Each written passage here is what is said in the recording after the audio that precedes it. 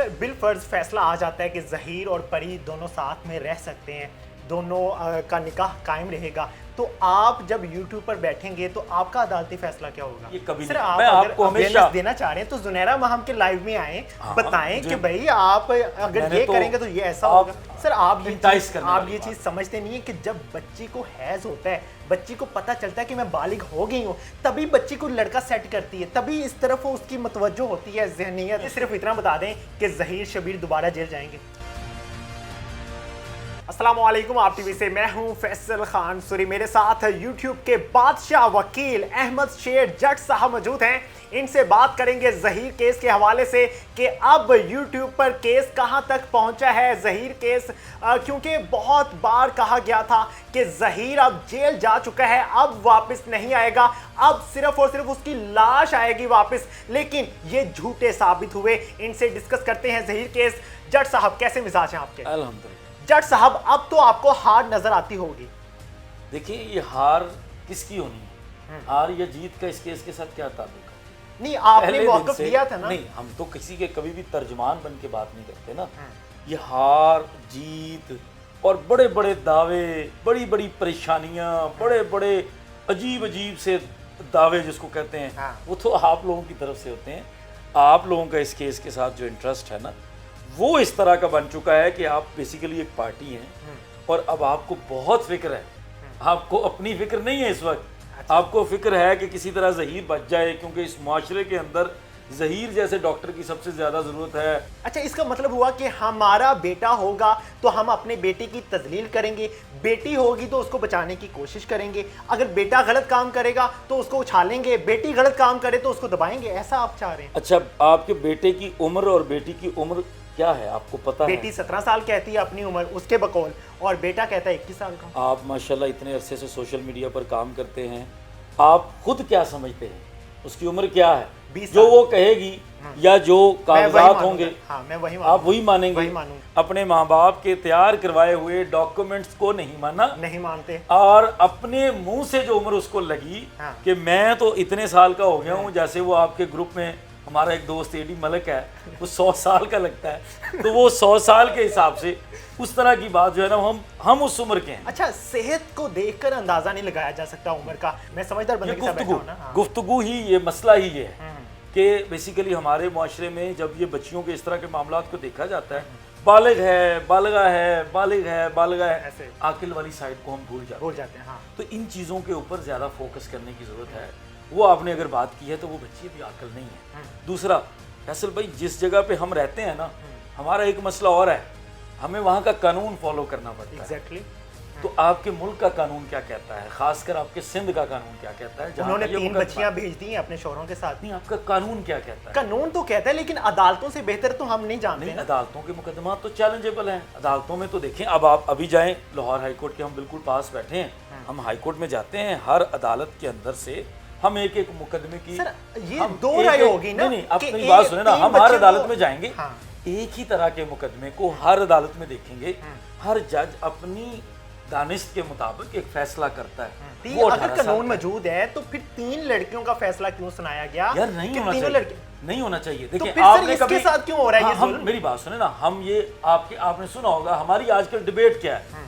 Debate इस चीज पे होती है, फलां अदालत का फलां फैसला, यार उसमें कानून के मुताबिक ये होना चाहिए और ये कानून कहता है। हाँ। जैसे आपके ग्रुप में से एक वकील साहब कहते हैं मुतनाज़े फैसले, जिस चक्कर में वो जुडिशियल कंटेम्प्ट भी फेस कर रहे हैं, उनके खिलाफ पेंडिंग है वहाँ पे, दबंग वकील है, चाहे आप जो मर्जी कह लें।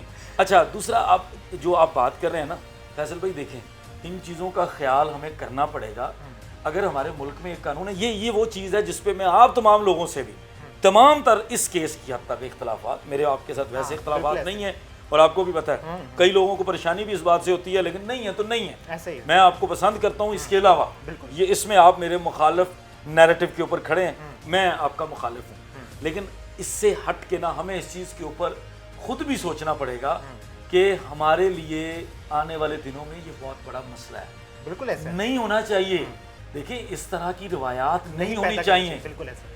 आपको मैंने लास्ट टाइम भी जब हमारी मुलाकात हुई थी तो मैंने आपको उस वक्त 6 जून का बयान पढ़ाया था ज़हीर का। ज़हीर का ताज़ा तरीन बयान ये कहता है कि ये 2019 की दोस्ती और 19 में शुरू होते ही तीसरे महीने बच्ची ट्रैप हो गई। ठीक है। बच्ची देखें, जब किसी अब हम कह रहे हैं ना छोटी उम्र की बच्ची, तो छोटी उम्र की बच्ची का मतलब है उसने इंटाइस होना है ना।